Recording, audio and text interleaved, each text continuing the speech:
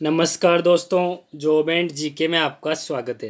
दोस्तों आज मैं आपके लेकर आया हूँ राजस्थान पुलिस बी पार्ट का मॉडल पेपर और 35 में से आप कितने सही कर पाते हैं ये कमेंट बॉक्स में ज़रूर बताना। और पेपर का लेवल आपको सेम वैसे ही मिलेगा जैसे एग्ज़ाम में आता है। तो शुरू करते हैं। उससे पहले दोस्तों अगर आप चैनल पर पहली बार हो तो चैनल को सब्सक्राइब जरूर कर लीजिए ताकि आपको आगे भी ऐसे ही इंपॉर्टेंट कंटेंट मिलता रहे। और दोस्तों इसकी पीडीएफ आपको टेलीग्राम पर जॉब एंड जीके चैनल है वो ज्वाइन कर लेना है, वहाँ पर मिल जाएगी। तो चलते हैं आज के पहले प्रश्न पर। रेडियो एक्टिवता की जो परिघटना है उसकी खोज किसने की थी?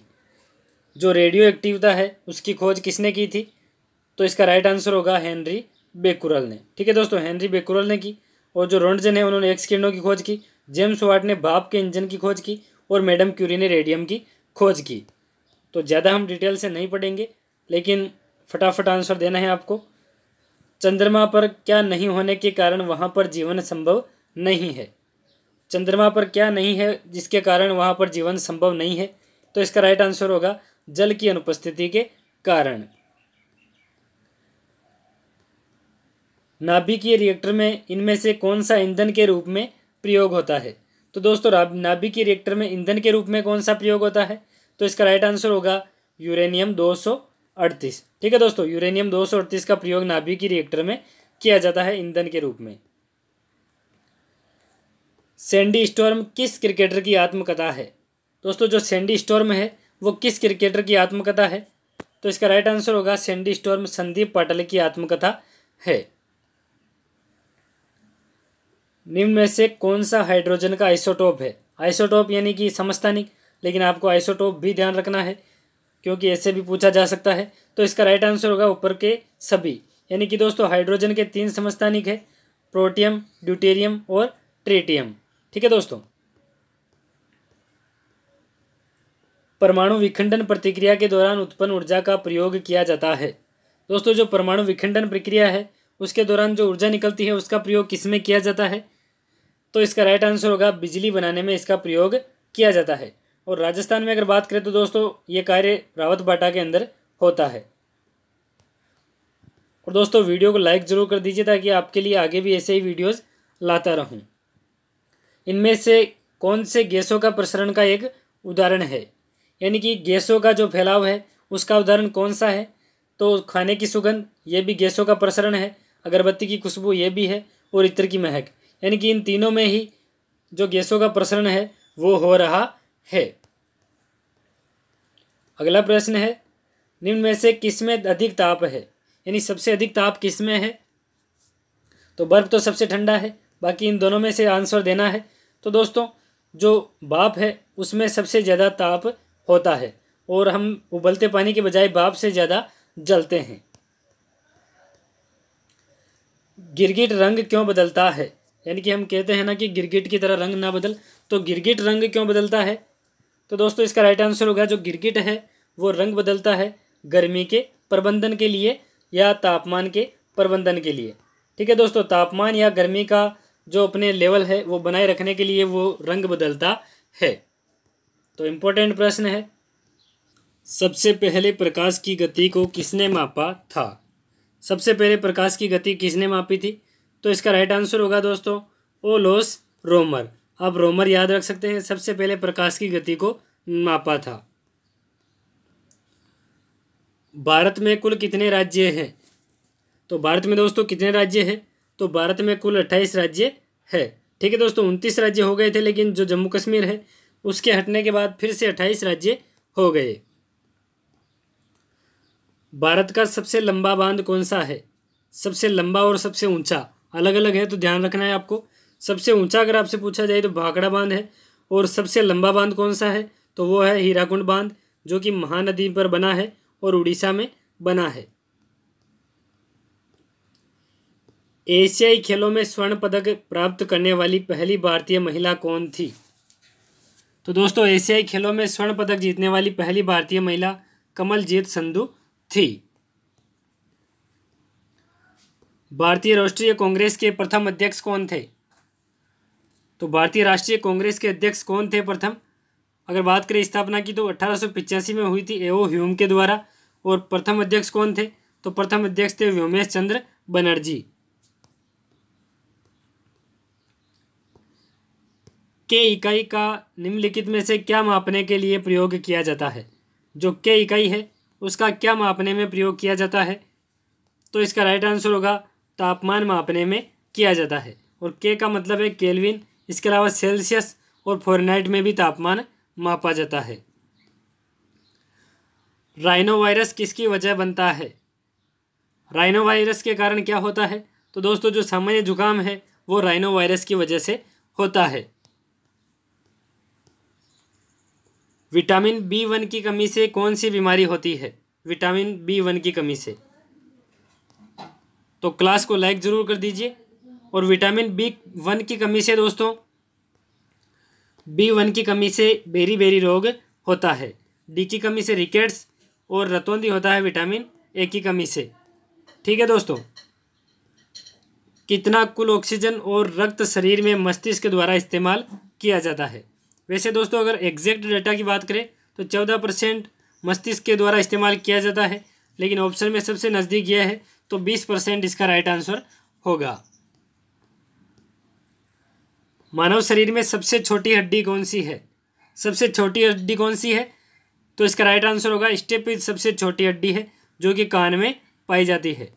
और सबसे बड़ी अगर आपसे पूछा जाए तो वो है फीमर जो कि जांघ की हड्डी है। मात्र 2 ऊतक कौन से हैं जो खून से ऑक्सीजन प्राप्त नहीं करते, यानी कि उनको ऑक्सीजन की आवश्यकता नहीं होती? तो इसका राइट आंसर होगा नाखून और कॉर्निया ऐसे ऊतक हैं जिन्हें ऑक्सीजन की आवश्यकता नहीं होती। आंख का कौन सा भाग आंख के रंग का निर्धारण करता है? यानी कि कौन सा भाग है जो आंख का रंग निर्धारित करता है? तो इसका राइट आंसर होगा आइरिस, जिसे हिंदी में परितारिका बोलते हैं। ठीक है दोस्तों, परितारिका या आइरिस के कारण हमारी आंखों का रंग निर्धारित होता है। एनाटॉमी विज्ञान की एक शाखा है जिसमें अध्ययन किया जाता है। तो एनाटॉमी में किसका अध्ययन किया जाता है? वीडियो को लाइक ज़रूर कर दीजिए। और एनाटॉमी में अध्ययन किया जाता है जानवरों और पौधों की संरचना का। निम्न में से कौन सी तरंगे आम टीवी रिमोट कंट्रोल द्वारा उपयोग में ली जाती है? यानी कि जो रिमोट कंट्रोल होता है उसमें कौन सी तरंगे होती है?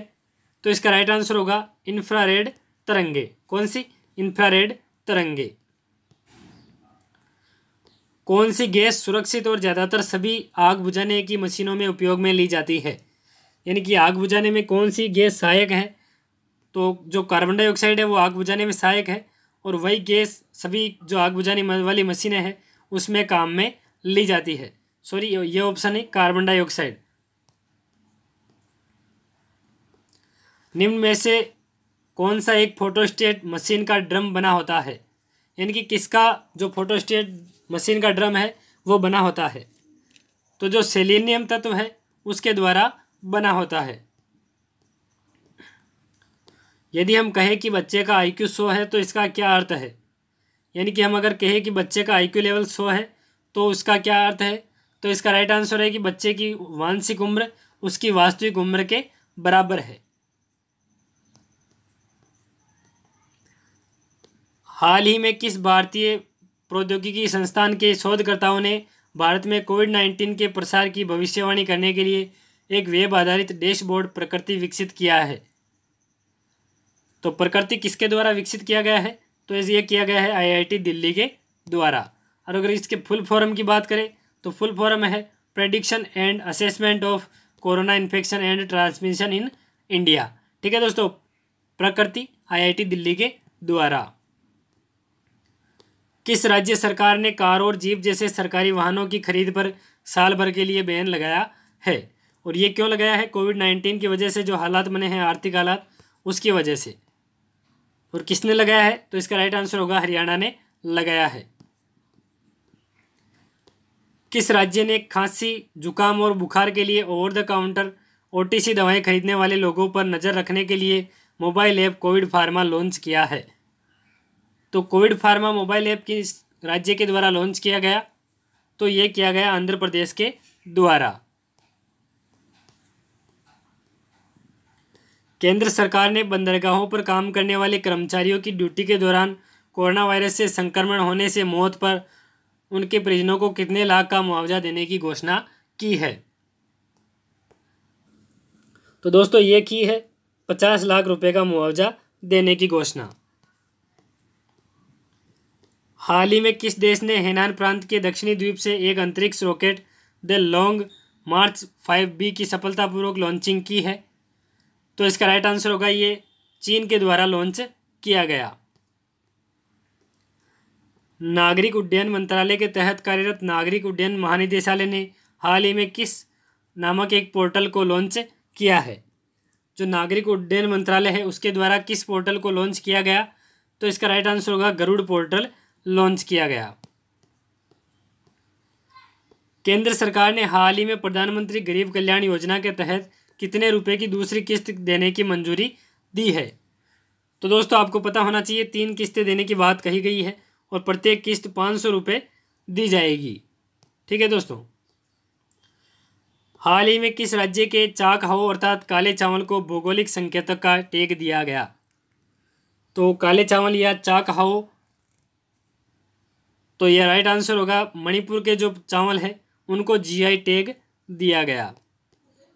और आज का लास्ट प्रश्न है, किस IIT के प्रोफेसर सौरभ लोढ़ा को विज्ञान और प्रौद्योगिकी विभाग द्वारा स्थापित नैनो विज्ञान और प्रौद्योगिकी 2020 में युवा करियर पुरस्कार प्रदान किया गया। तो दोस्तों ये किया गया IIT बॉम्बे के सौरभ लोढ़ा को। ठीक है दोस्तों, तो ये थे आज के अति महत्वपूर्ण प्रश्न। अगर आपको अच्छे लगे हैं तो लाइक कीजिए और चैनल को सब्सक्राइब करना ना भूलें। जय हिंद, जय भारत।